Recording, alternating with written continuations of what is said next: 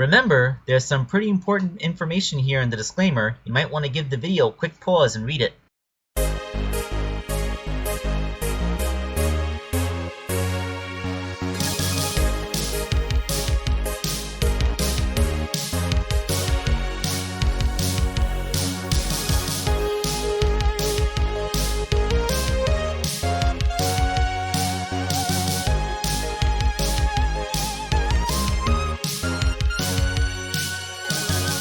Hello my friends, this is WakeAngel2001 coming at you with another custom video. It's been so long since I made one of these, I almost think I might have forgotten how. Okay, so this is officially the last thing from that 2021 backlog. Yeah, like, if this had gone on one more month, it would have been 3 years that I was working through that backlog. And Sparklewolf404 was actually one of the first persons on the list. Not the last. It's just that her request was very difficult for me to make. This project absolutely lived rent-free in my head for almost the entire 3 years that I've been working on it. Not to mention, as Sparklewolf pointed out, considering the fact that she did commission me to do this 9 years ago, and I failed back then, this has actually been a project that's been almost a decade in the waiting. And I just feel like I should be crumbling to dust and blowing away in the wind, because holy crap, that was a freaking decade ago? Jeez! Anyway, it is Wizeman. Wizeman the Wicked from Nights into Dreams. As you can probably guess, this would be a rather challenging project because, you know, Wizeman doesn't have a conventional body. So making this figure would require me to do all kinds of things that I'm not used to doing. There were false starts. There were times that I thought I had a base going, but then we swapped out the base toy. There are times when I tried to use mixed media, everything like just so many things I tried to do with this project. So many things went wrong. So many times I had to go back to formula. So many times I had to, literally invent things. But oh man. Alright, so let's start with the easy part. The 3D printing of the Wizeman hands and head. The hands are a simple enough job. It's the 3D model from Journey of Dreams with the with the eyeballs and the palms, you know. With a decent paint job, they all look convincing enough. Yep.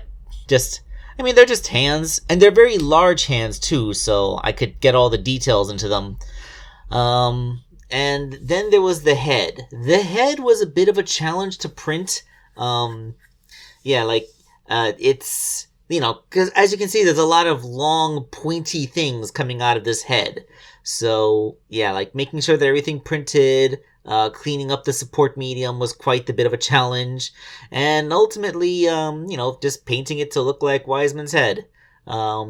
Here is the Dwayne Johnson wrestling head, that for a little bit of context, just to show, you know, how big this head actually is. It's, you know, the size of a standard 6-inch action figure's head, because this is basically the size of a standard 6-inch action figure.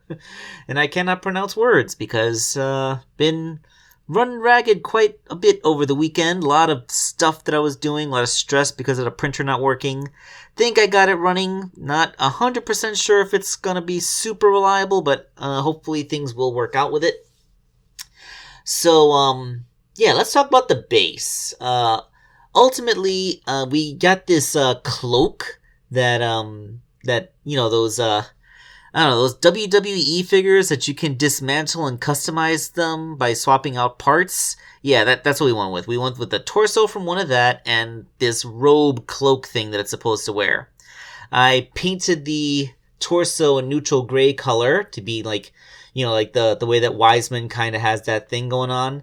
And I experimented with a whole bunch of ways to try and get his cloak to sit right. I tried opening it up a bit with you know, putting some stuff inside of it, but that just made it unstable.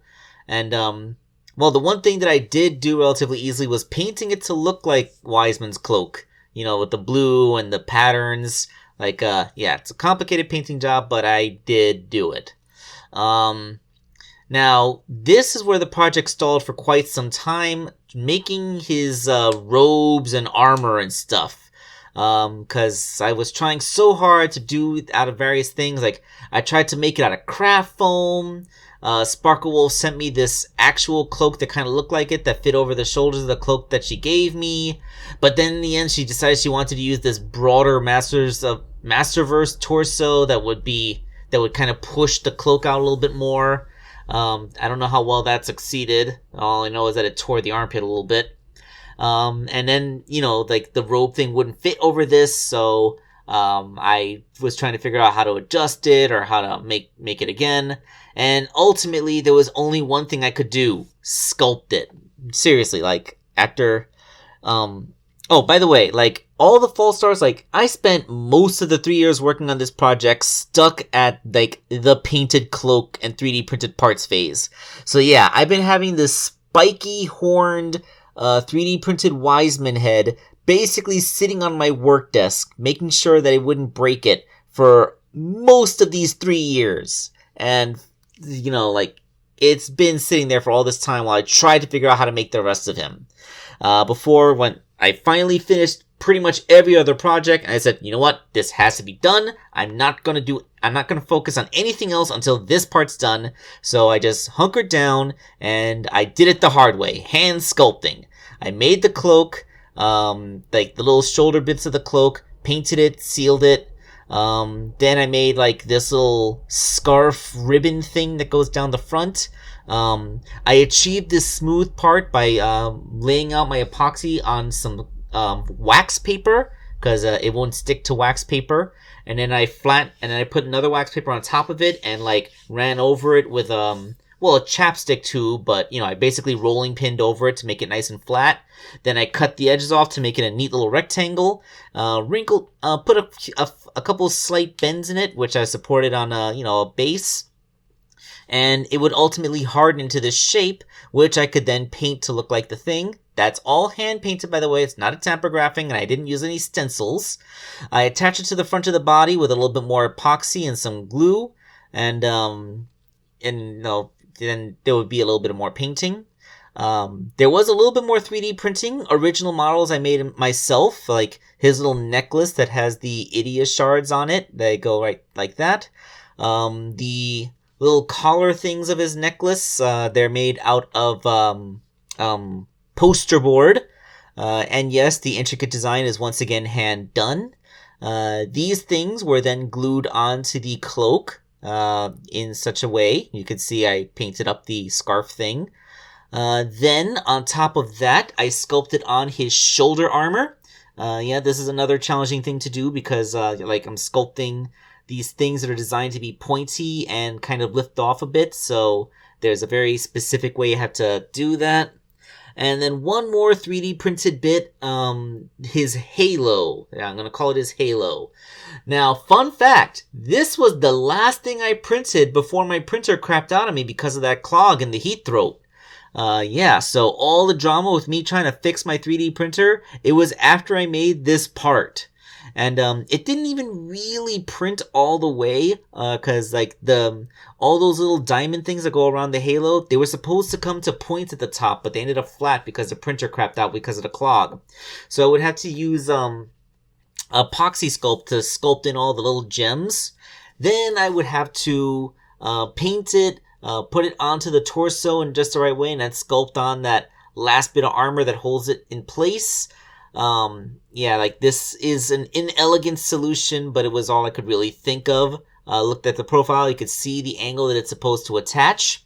And after all this time, all these years, keeping everything pristine, after I attached the head for the first time, I drilled into the neck and used a little bit of electrical tape to add friction to the inside before sticking it onto that ball joint.